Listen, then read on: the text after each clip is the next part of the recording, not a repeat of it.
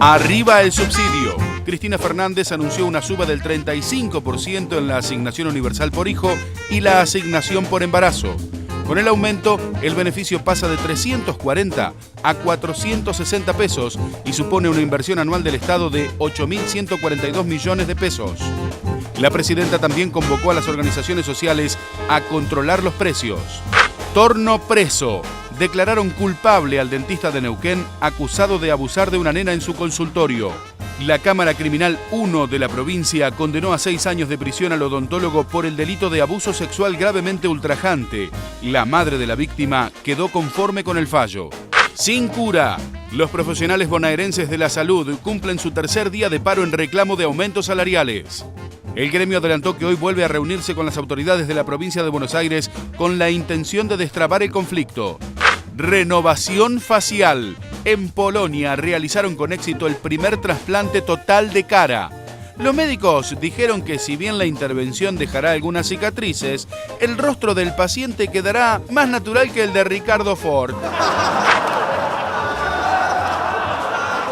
Muy bien, estos fueron los títulos del día de hoy. Les tengo que presentar, como todos los días, a la señora Mariana Carvajal. Hola, Mariana. ¿Qué tal, Lucho? ¿Cómo estás? Muy bien, todo en orden. También está con nosotros el señor José Nathan. ¿Qué tal, Lucho? ¿Cómo va? Bien, muy bien. Acá andamos, todo en orden. Vamos a hablar un poco sobre los títulos que veíamos recién en la apertura. Uno de ellos tiene que ver con un caso, Mariana, que vos venís siguiendo y que tenemos un material para dentro de un rato, ¿no? Sí, es la condena. Finalmente fue condenado. Lo tratamos la semana pasada, la acusación que había contra un odontólogo en la provincia de Neuquén, que había abusado sexualmente de una de sus pacientes, una nena de 7 años, que finalmente después de un tiempo le pudo contar una amiguita, y la amiguita le contó a su mamá, y la mamá le contó a la mamá de esta nena, y así se pudo hacer la denuncia.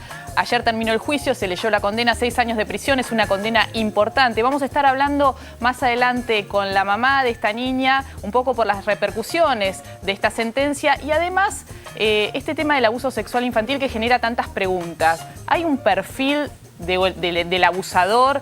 ¿En qué lugares actúan con más frecuencia? ¿Hay más casos o se está hablando más del tema?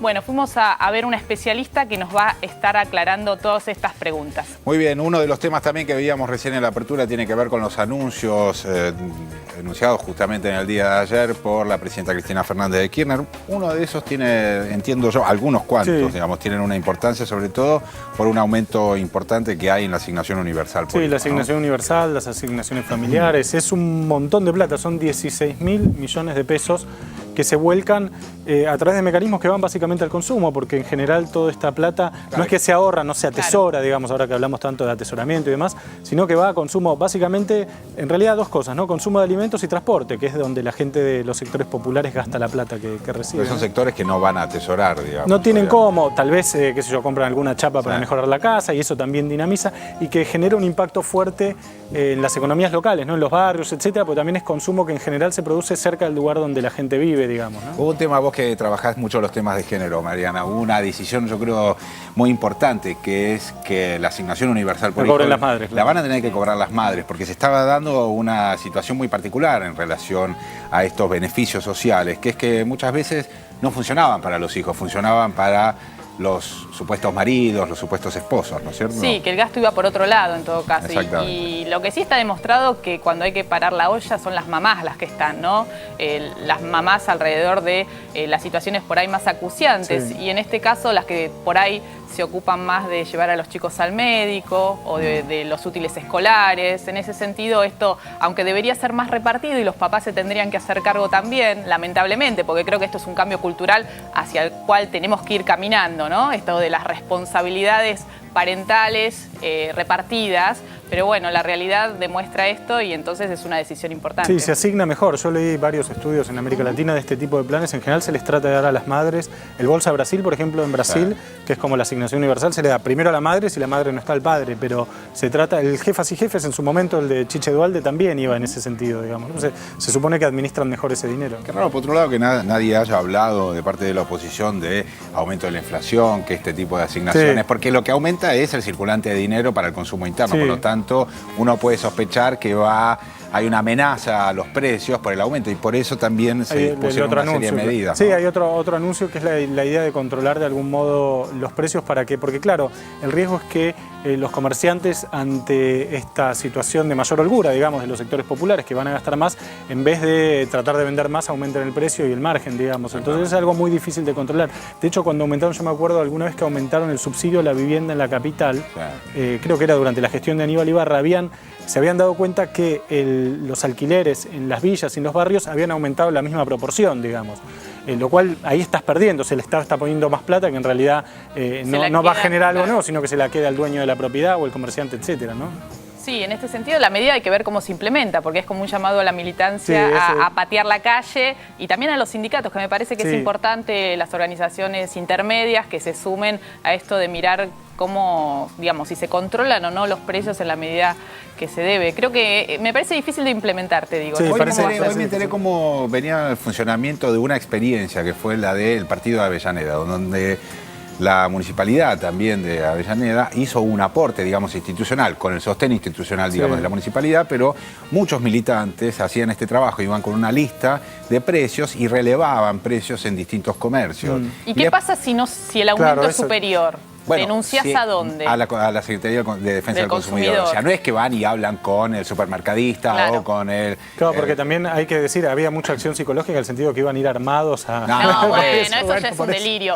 Lo que sí me parece interesante es que cuando se encuentran esos comercios que aumentan más de la cuenta, se aprovechan de situaciones, está bueno comunicarlo en la comunidad, porque uno puede hacer el escrache, digo, de alguna forma decís, bueno, no le compramos, porque si este supermercado o este almacén nos aumenta más de la cuenta, vamos a comprar a otro. Creo que puede servir desde ese lugar. De control social. Claro, de actuar colectivamente en ese sentido. Sí, que además nos viene bien a todos.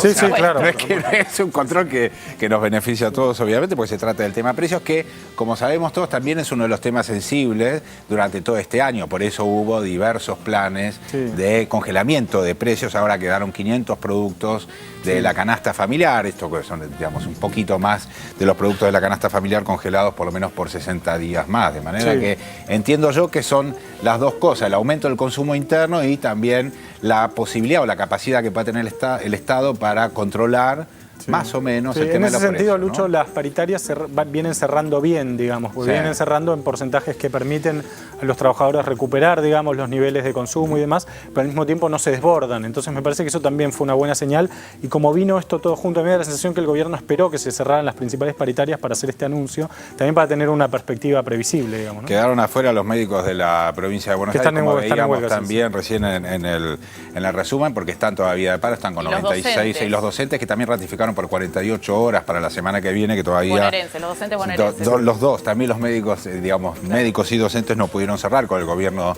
de la provincia de Buenos Aires sus acuerdos salariales y están ahí en el tire y afloje y todavía no hay, por lo menos en lo que se ve para la semana que viene, no hay un futuro fácilmente solucionable, ¿no? Esto es lo que estoy entendiendo alrededor del tema de la provincia de Buenos Aires. ¿Algo más, estimados? Tengo unas fotos que encontré. ¿Tenés unas fotos? Encontré unas fotos, sí.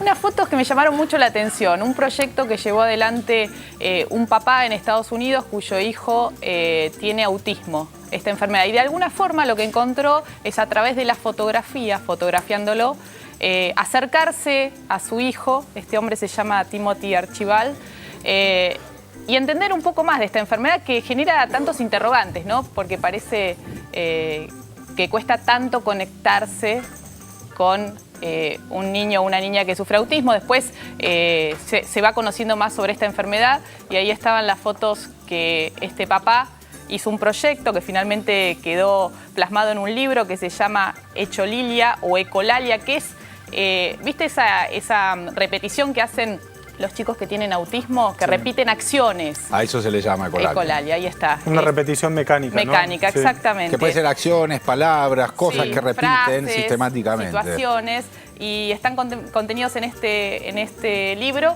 que también se puede ver por internet. Lindas fotografías de este papá con su hijo.